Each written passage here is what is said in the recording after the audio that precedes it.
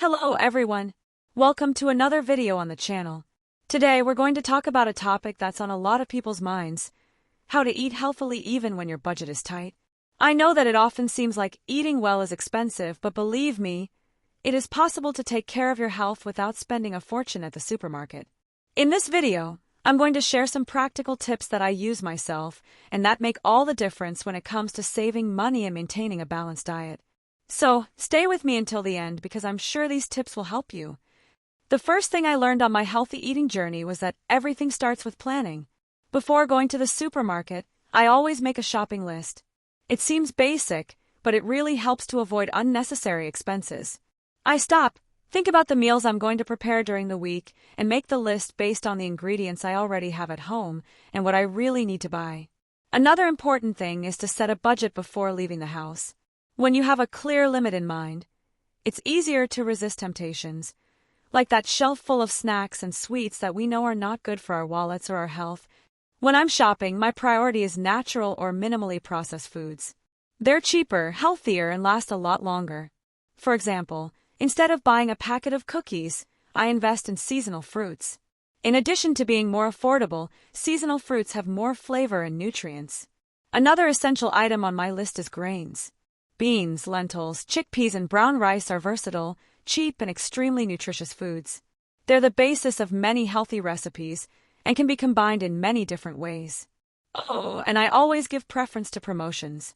If I find a good deal, like a bag of rice or beans at a lower price than normal, I take advantage of it to buy a little extra and stock up at home. Something that really changed my relationship with food was starting to go to street markets. The prices are usually much better than in supermarkets, and the quality of the products is incredible. Not to mention that you can negotiate with the vendors, especially at the end of the day when they want to empty their stalls.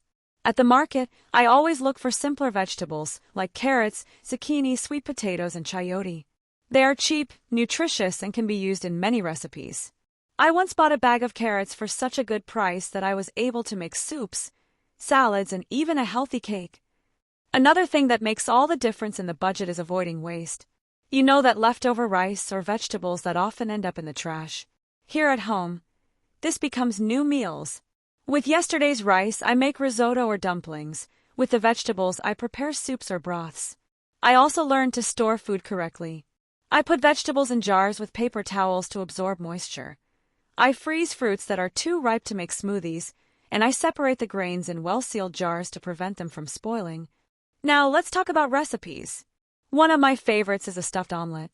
Just beat some eggs, add the vegetables you have in the fridge, and voila, a healthy, cheap, and delicious meal.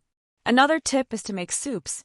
With some vegetables, seasonings, and a little creativity, you can prepare a super nutritious meal that feeds the whole family. Oh, and for snacks, how about some homemade popcorn instead of chips? It's much cheaper and healthier.